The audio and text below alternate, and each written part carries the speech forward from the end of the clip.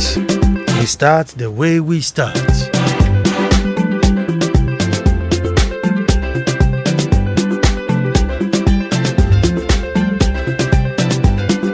Good evening to you, Dr. Edusa Kodia, creator of the Peninsula Resort.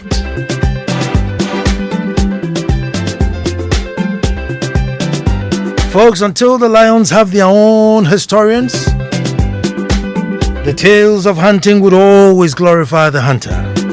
And you know, I'll say that again.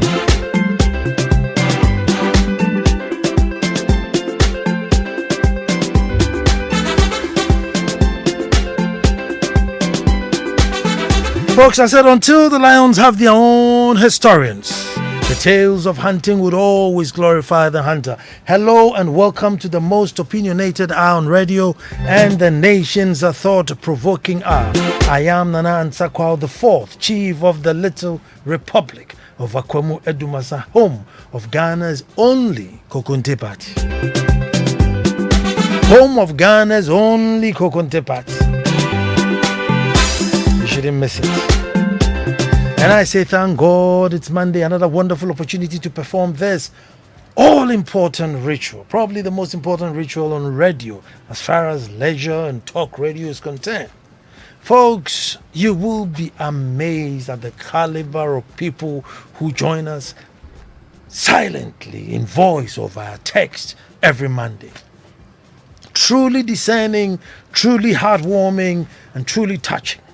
So I say thank you to you all. Mondays are definitely not the same without a dose of "that's my opinion." Only on Mondays and only on Joy 99.7 FM. And our topic today, folks, paradox of the landowners. Paradox of the landowners. Let us all come together and make truth good. And folks, as I said, let me tell you a story. Now, once upon a time, folks, once upon a time, the Opoku family owned quite a large tract of land. Very fertile, strategically placed for so many things that you could do with it. And it had been in their family for ages. Their fathers before them had tilled this land. And it had looked after them, it was theirs. To cut a long story short, due to some wrong dealings and whatever it is, the land got into some hands of some English farmers.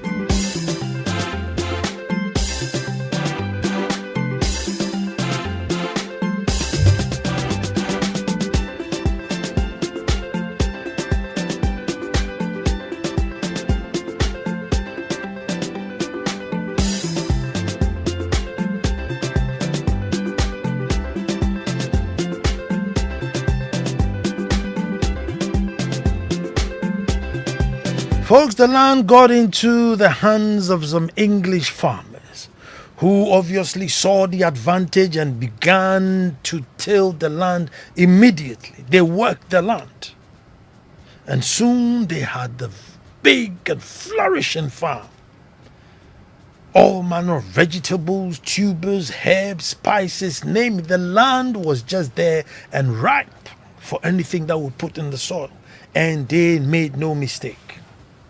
Now, the Opoku family members who owned the land were now hired as workmen on the land. And they were there and they're working, living, happily ever after, working side by side. Some were given supervisory position, but the main chunk of all the goodies went to the English, which is obvious. Now, the English guys were paying themselves very high salaries.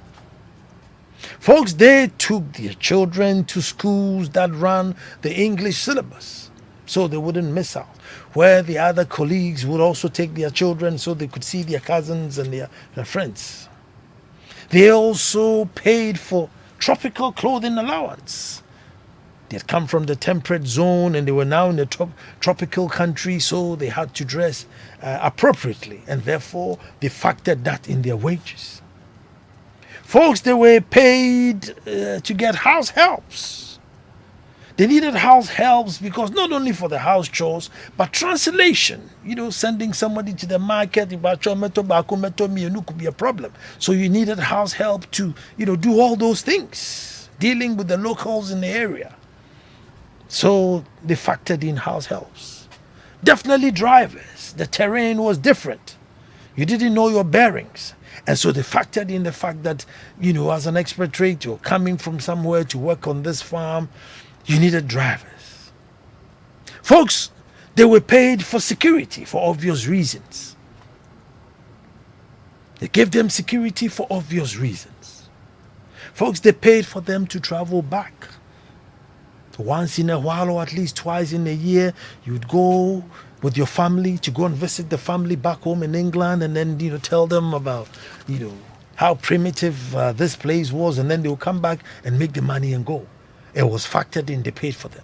Folks, their wives were given allowances for entertainment because they had no friends here apart from the expat who were hanging out together, and they needed to mingle.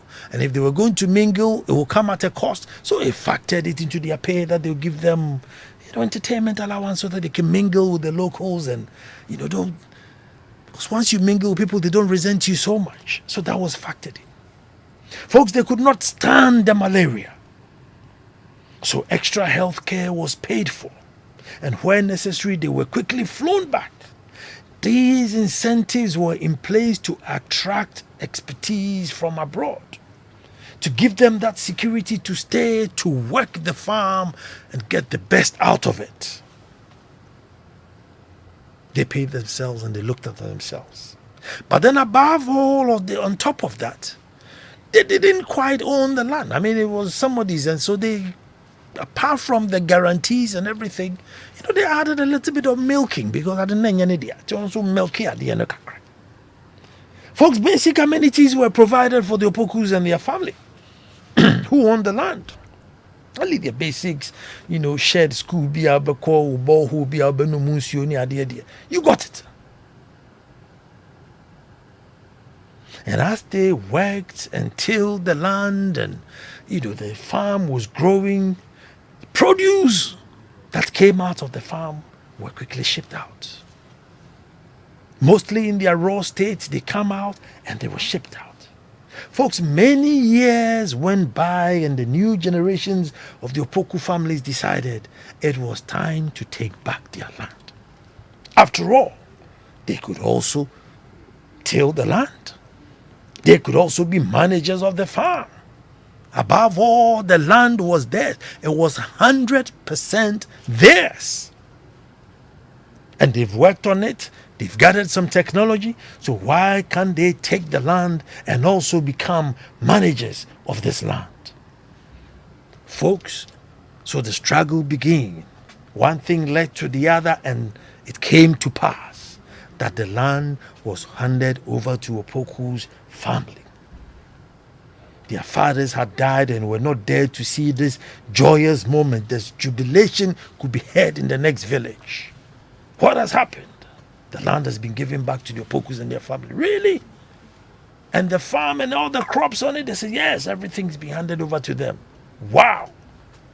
Finally, the inheritance had been given to them. Not in its raw state, but now it had extra value. Folks, quickly they moved into action.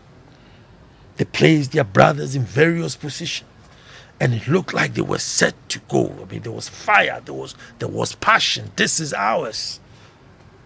It's going to be world-class farm. I mean, it was going to be, name it. I mean, this was going to feed the whole world. Folks, but get what? They left in place all the deluxe benefit that the English had in their pay structure. They even added a bit more.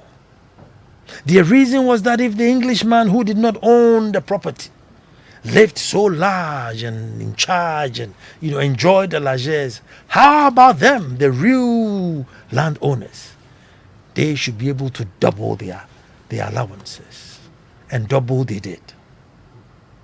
Folks, the farm was not doing so well. Eventually, the farm was not doing so well. But still, they paid the allowances.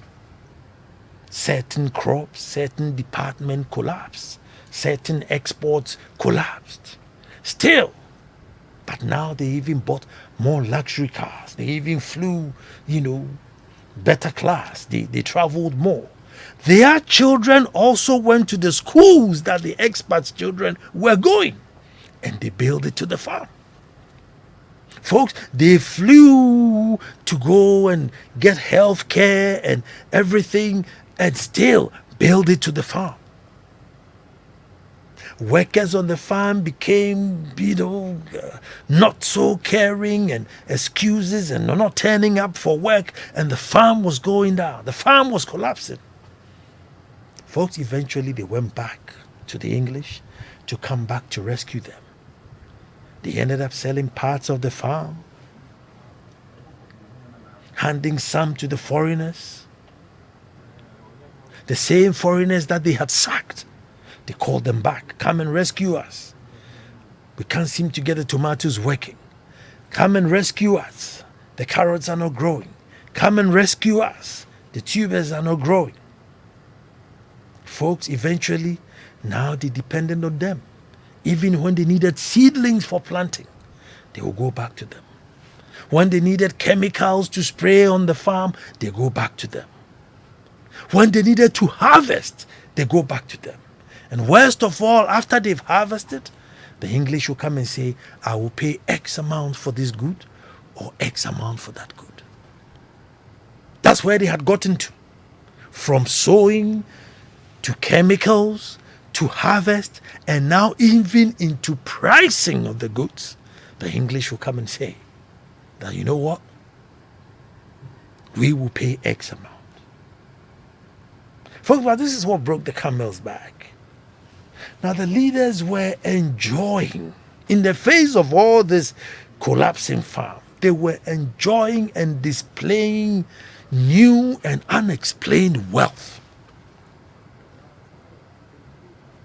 They were enjoying, in the faces of hardship, new and unexplained wealth. And so one time, the current workers on the farm came to the managers and said, well, in order for us to concentrate on the farm, work well and not steal, and not look at what you people are doing, we want mind your business allowance added to our pay. In order for us to concentrate on the farm, work well, not steal the crops on the farm, and not look at what you people are doing. You can go and come, drive your luxury cars and send your children abroad and whatever it is. We want mind your business allowance added to our pay.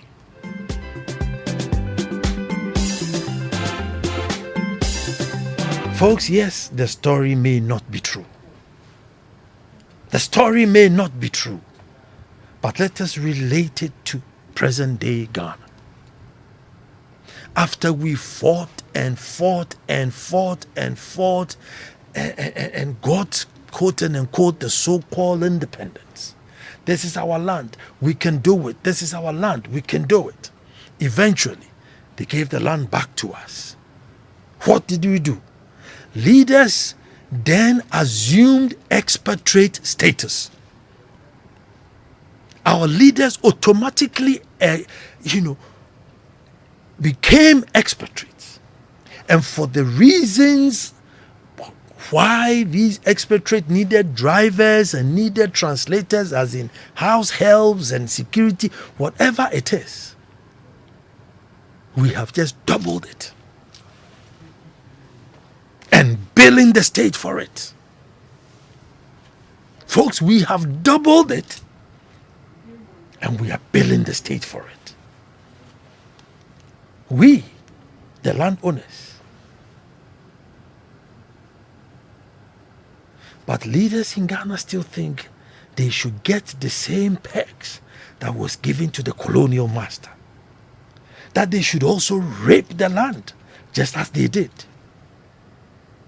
And folks, it's not done in hiding, it's done in our faces, to the extent that, folks, these are actually written in books to make it legal. The level of immorality made legal is mind-boggling. And at the moment, we are so overwhelmed. Now, we don't know where it is to go back. Oh, may 30% effisu, may 2% effisu, may 3% effisu. Nobody's bold enough to hit the reset button. No one is bold enough to hit that reset button, to call the guy and say, Joe, brah. The reason why Asumasi was given a house girl was because he couldn't speak Twi or Ewe or Hausa, and so needed somebody in the house so they could do that. The reason why he needed a driver was because he didn't know where Kaneshi was, he didn't know where Abokobi was, and so he needed a driver so he can go and come. Suddenly, folks, people who sometimes, folks, the radio producers, in order to get them in the studio, would have to arrange lorry fare, because yes, our bus studio suddenly get into a certain position. That same person comes, parks a car in front of the studio, is doing a program for 1 hour. The engine is running because on peso betina car akwana na just the dropping sika kro new taxi kanonia producer no ja, you have to scout around and go and beat the accountant and amount sika kakrasi the way bar. You can get money and go back. Suddenly he can't sit in a hot car. He now needs a car that has to cool down. We all think now we become the colonial masters. We have forgotten that now it is ours.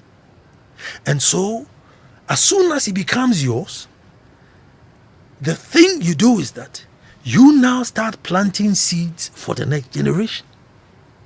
Folks, as soon as the thing becomes yours, your number one priority is that we need to now start putting seeds in the soil so that our children will come and harvest. Now, as they are harvesting, they will also put seeds in the ground for our grandchildren to come and harvest. No. For us, we are clearing this one. We are going to borrow and clear it. As for the children, when they come, they can think about themselves. Now we have gotten to a point where we know that we cannot go forward like this. But the issue is, where do we stop? Or how do we hit the reset button? We all know. We all know we cannot continue milking the farm like the Opoku family was doing. Yeah, to me. The farm is collapsed. We brought the people in to come. They bought all the patches of the farm. When they take the gold out, it's not yours. If they take the oil out, it's not yours. Even though it's on your farm, somebody's bought it. And they are deciding how much they'll pay for it. And then we are pretending, say, and then the GDP is this. And then you ask yourself, what percentage of that GDP do you actually own? I'm not too much of an economist. What percentage is actually ours? Because a huge chunk of it are investors that have come from somewhere into Ria or the Nadioko. Maybe Champagne always tell you, and sure be able to fifi and sure be able to do not walk and see somebody's corn and then you start growing canines based on somebody's corn farm. But that's what we are doing, folks. We are growing canines and molasses and 4 teeth and everything based on somebody's corn farm. We know we can't go forward like this.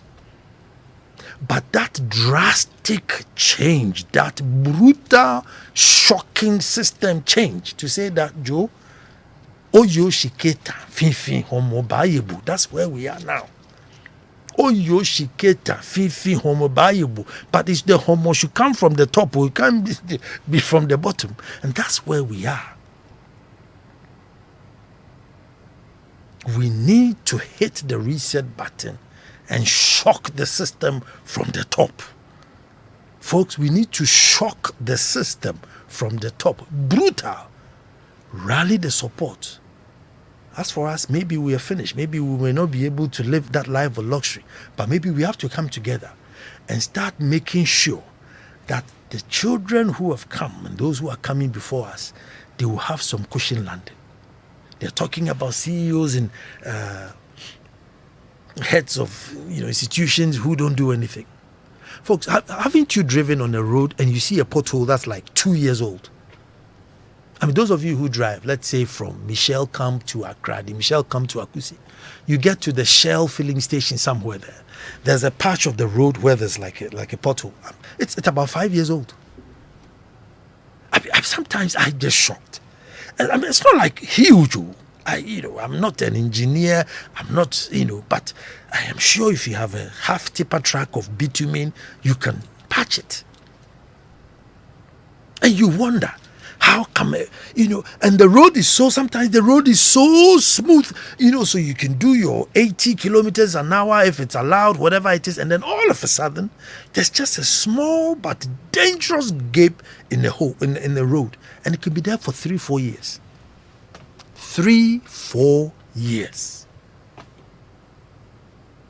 And I'm sure if I open the phone lines, you will tell me about other things, other things that you have seen. And I know, okay, fine, we are broke. But I mean, are we so broke that we can't even get a grader to just grade a road, and a roller just, compact the road, so at least maybe for 2 months or 3 months, it's motorable until it comes back to shape it. I don't know. I mean, how broke is the system? Are we mentally broke or pocket broke? Say a whole country, we can't have a grader, that there are certain roads that are literally unmotorable. Pongbaria to Michelle Camp. I mean, I've named it the Wicked Road. The Wicked Road. Try it 1-2 times and go to a mechanic and see what happens to your car. And you ask yourself, and I'm sure many of you are driving in some horrible state, and you're just wondering, what would it take? I mean, it's maybe sometimes just a 2-kilometer stretch. Grader, Trisu kakra, na ankarola, afasona, a compacte kakra. It won't last. Maybe 2 months, 3 months of rain, it will wash up again. Well, if we haven't got bitumen, it can come back and level shape it again. But that's where we are, folks. That's why we have to hit that reset button and shock the system. But the paradox of the landowner is that now the landowner himself is ripping his own land, ripping it apart, milking it as though we have borrowed it for some place and we're going to send it back. It's like a rented car. If you rented car, you treat it with some care. But it's 0302 216 541.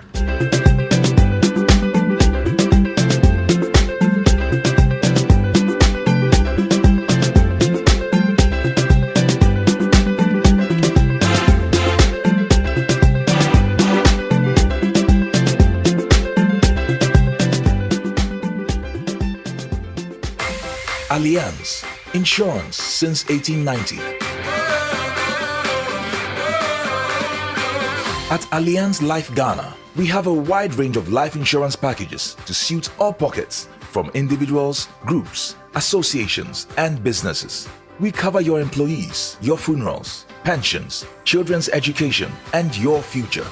Call us on 0302 267 892 or visit our website www.allianz-gh.com for more inquiries. Allianz Life, we secure your future.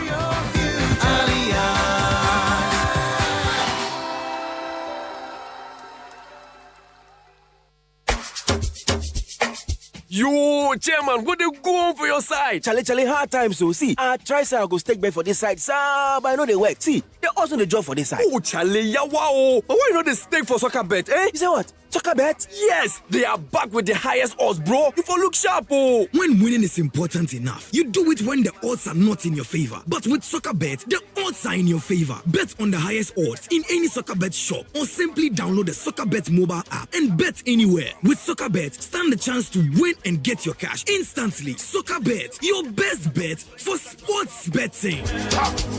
This advertisement has been vetted and approved by the Gaming Commission of Ghana. Bet responsibly. Gaming can be addictive, not for persons below 18 years.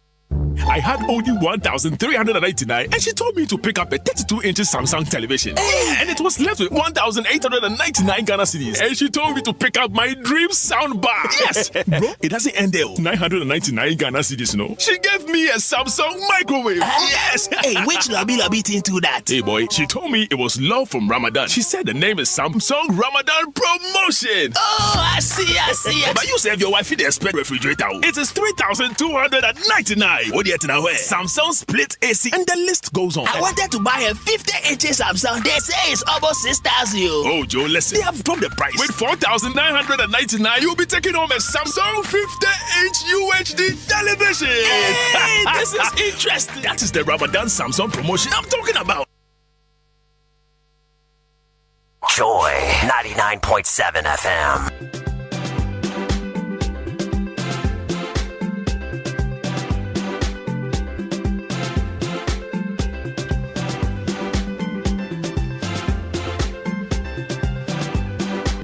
Stone from Koforidua says, good evening, Nana, may you live long. Tonight's subject reminds me of the late Chairman Rawlings saying that the country is full of greedy bastards.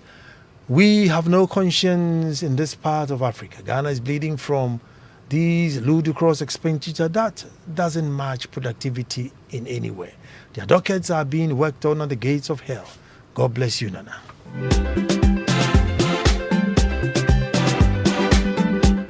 And hello, who's on the phone? Hello, Nana. Good evening. Good evening. Shem.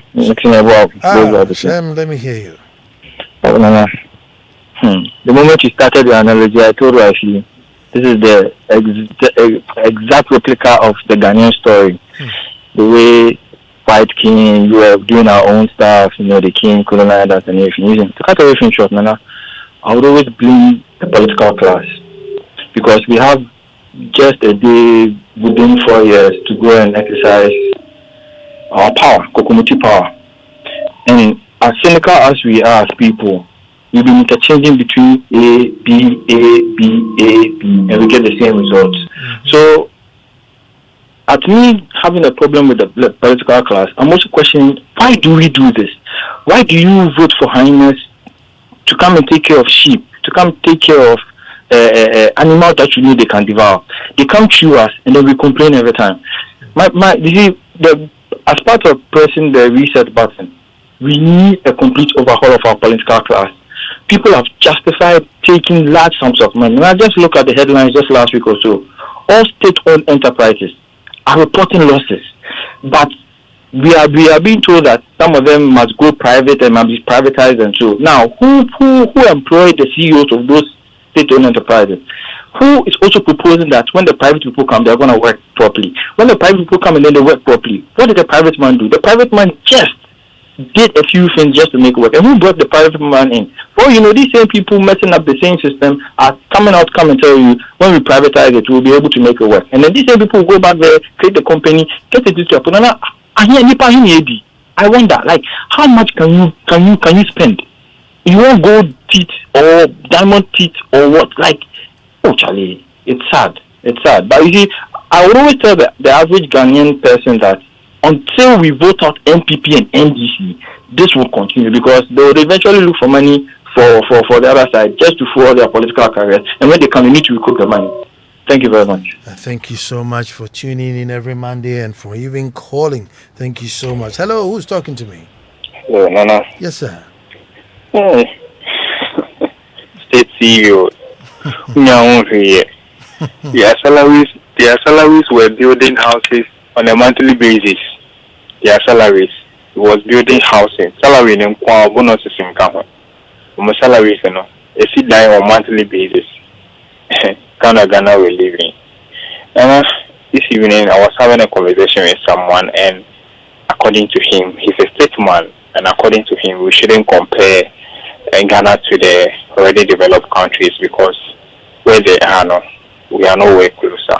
Well, he made sense to a point, but the question is, did they just get there, or they started from somewhere?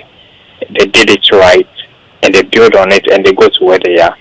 You see, they will say this, yes, still, we are not doing what will enable us to get there. We are not doing the same thing. So how do we even get there in the first place? So when people get angry because they feel like Ghana should be far beyond where we are right now, you wouldn't understand. I mean, right now, Ghana, my brain was, after I say, you talk, wouldn't change anything. Me, I've come to realize that even if you change NDC and NPP, the kind of leadership in you resume, come on, it's not easy. See, it will take a revolutionary person who will define all the odds and say me, everybody was going left, I'll go right, who will face a lot of opposition, but will still say, I'll do this my way and make it work. So that happens. But even if you change anything and it will be, I don't see that anything will happen. If you wake up in the morning, pray to God that whatever you do, He should bless it for you so you can be able to feed yourself and your family and move on with your life. Now if you want to wait for these people, forget. We've been crying, what has happened for us? Nothing. We are still struggling. The rich are getting richer. The poor are getting poorer. So, Charlie, you know, and pray God blesses you. What you do. Good evening. Good evening. Good evening. Good evening. 0302216541. Hello, who's talking to me? Hello, this is David Ajay, please. David, let me hear you. Hello, Nana. Yes, sir. Dave, let me hear you. Yes, Nana. In Beka say, Nije Manye. That was just so Manya Blau, Nana. Manya Blau. Ah. Nana, it is sad in the past we read these books in our secondary school written by George Orwell. 4 legs good, 2 legs bad, or 2 legs good, 4 legs bad. Nana, you remember that it's so very well. We live in a country now that even to start a whole program like this that borders on the plight of our typical Ghanaians in this country, we cannot even speak the matter as it is. You have to start with a preamble, with a story, whether it is true or not. But Nana, this is the reality that we are facing in this country. Nana, this is the reality that we are facing in this country. You can't even speak the truth. What we are typically going through in this country, Nana. You give your wife 2,000 Ghana cedis in a month. You give your wife 1,000 Ghana cedis in a month, housekeeping allowance, and it can't even take care of the house. Nana, I rest my case. Thank you very much. Thank you so much for calling. 0302216541. Hello, who's talking to me? Papa. Yes, sir. Who's talking to me? Papa from Latte. Good evening, my brother. Great King, you live long, eh? You live long too, Papa. Because, amen. Great King, I want to find out something. What is there on a seat whenever someone gets a post in Ghana? Because it's quite shocking. When someone is outside government, he speaks well, he has good ideas to make Ghana great. But when the person gets the position, I don't know what is on the seat.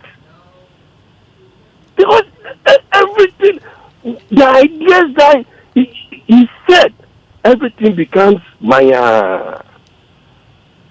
You are even talking about the road. Even look at all. From tall traffic lights, we have industries there. We have even tall, we have Toyota, we have companies, even Niche Cocoa, we have it there. It's a free zone company. But even the road is bad. The road is bad. And we have big men, CEOs, enjoying big money, love business, and they are not thinking. And at the end of the day, when it's election time, they will come and lie to Ghanaians. Nana, you live long. Thank God you. bless you. God bless you too. Kwame Jantua says, Nana, are we Ghanaians not a direct replica of the governments we vote into power? As one finger is pointing at the politicians, three are pointing backwards to us. Who has the responsibility then? 0302216541. Hello, who's talking to me? Yes, Bright is talking to you.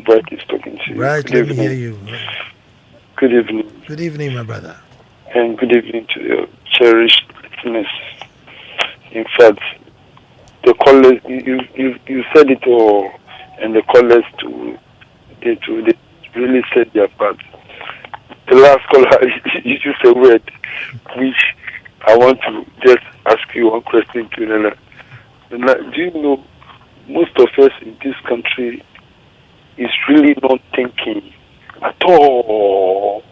98% of the population are not thinking at all, because before you can create meaningful, you must destroy.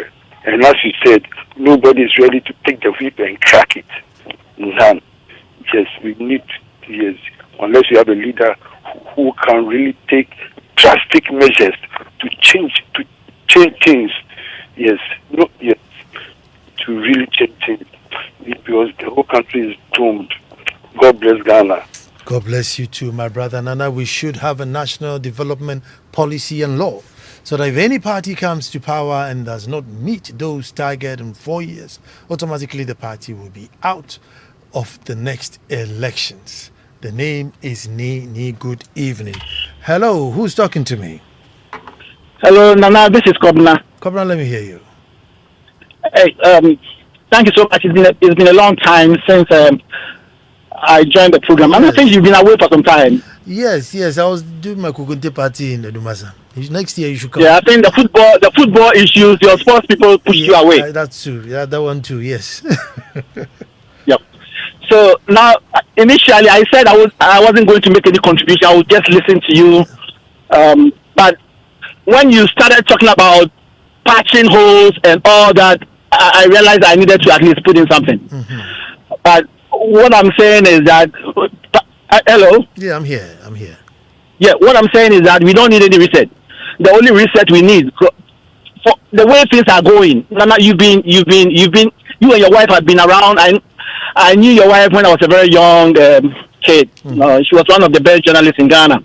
But from your wife's prime time, when you was at GBC, up to now, nothing has changed. It means nothing is going to change. So the only thing that's going to change is what kind of reset are we going to press, and who is going to press that reset button? Now, if you are waiting for somebody to press the reset button to change things, it's not going to happen. It's not going to happen in our lives. It's not going to happen in our children's lives. It's not going to happen in our great God. The only reset we need right now is how are we going to minimize the damage before it's fixed? Now, it appears in Ghana, we allow the house to be burned down completely before it's put back. And that has been, like your previous caller said, that has been the norm. And that should change. So the only reason we need to change is how are we going to insert accountability tools in our system, in our political system, in order for the Ghanaian people to be able to change things, to realize that, hey, the house is burning down. We cannot allow the whole house to burn down before we fix things. But at least 1/4 of the house has burned down and we can fix. Unless we are able to figure it out, the president's daughters will be married in the Jubilee House, and they will be doing things on their own. So, Nana, I think, to me, what you are saying, it will happen in Ghana. It will not happen. It's that. Sometimes you have to get into the political system. I think your wife should have pushed you into the political system, so we can rally behind you and vote for you. But you don't want to do that. So we don't know what to do right now. Mine is advocacy. I'm doing my advocacy from here, so still rally behind me. And You're listening, right? Well, Akwaba from Hohoi, malaria advocate or malaria ambassador. She was in Hohoi to, support Eradicate Malaria Day. It's disheartening when people you have faith and trust in assume positions of authority and rather worsen the plight of its people. Need Tojo from Tema New Town. It says, Nana, please, we need good reasoning. Need Tojo from Tema New Town. 0302 216 541. Hello, who's talking to me? Good evening, Nana. Good evening. Nana, Ghana someday, I'm in person, I can't be because can answer what come here. Ghana, after it is the aboa ketewa bi a aboa bi a ɔso ɛsene no ato ahyɛ ne so a ɔnyi gyifo. Nana, Ghana here gyifo. Ghana here gyifo. Anya sa yɛbɛtenatena ho ya nkyirima saa bere de yɛmpo ne yɛ complain o saa bere na ɔtena bi a gold na asa na ɔyɛ ne nso asa no na boxer ne nso asa na bibi asa no ɔmo banden nombe because our leaders are not thinking about tomorrow like the younger ones that are yet even to be born. Like, it's sad. So because you travel outside I say manage other countries. That's the Ghana had the bill. That's a bedidi no moko no maba no ma bedidi no moko yeah na better coffee o maba no ma bedidi no moko eya onana me bonfire say nyame be yi ojefo ama Ghana dakro no abeji Ghana nyame hu Ghana onana. Good evening, my brother. Good evening. Hello, who's talking to me? Hello, good evening, Nana. Yes, sir. Our king, our greatest man. May God richly bless you. God bless you too. Thank you, Ohinere. Good. Please, Nana, our problem all comes from the Ghanaian and our mentality, our mindset. Our mindset, how we position it.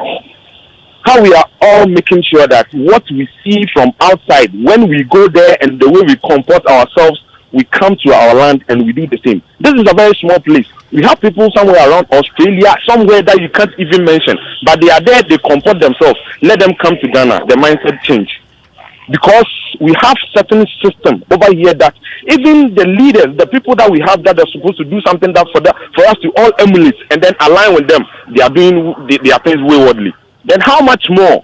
Nana, it is about the mindset. And I pray that the Lord God Almighty Father rises very soon on us. Because we are living now the life that we saw somewhere they called it Kalabuli.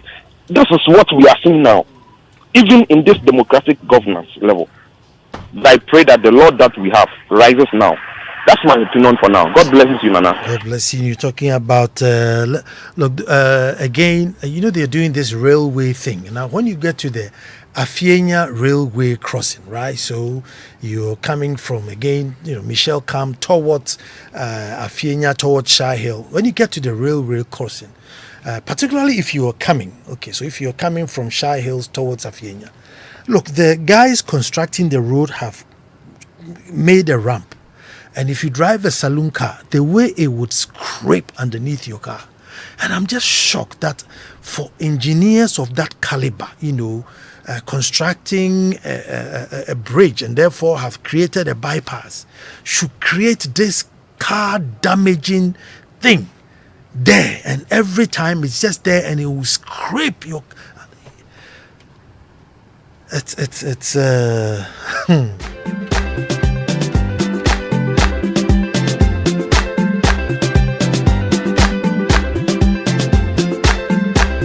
This is not an Ansah, it's Philly reality. All the characters in your story are here in Ghana.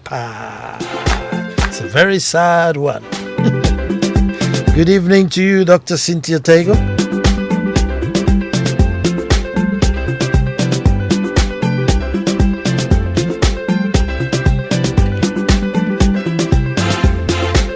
Well, since we can't go on like this, by all means, one day we'll have to bite the silver bullet. Bite that bullet. Today is World Malaria Day, and as a national malaria advocate, Ansah was in Hohoi to mark the day. God bring you back home safely, and hopefully we treat malaria as a common enemy, just like we treated COVID, and get it out once and for all. Well, I am Ansah Kwao the Fourth, Chief of the Little Republic of Akomwe Dumasa. Chief of the Kukunte Party, man. The only Kukunte festival in Ghana, probably West Africa. Abiku was on ones and twos. Intelligent Mamiesi is here to give you your news bulletin. Kofi is all ready. And that's what you hear. The guy said, so Kofi's got the sound for Nyame to come and heal us. But in the meantime, until the lions have their own historians, tales of hunting would always glorify the hunter.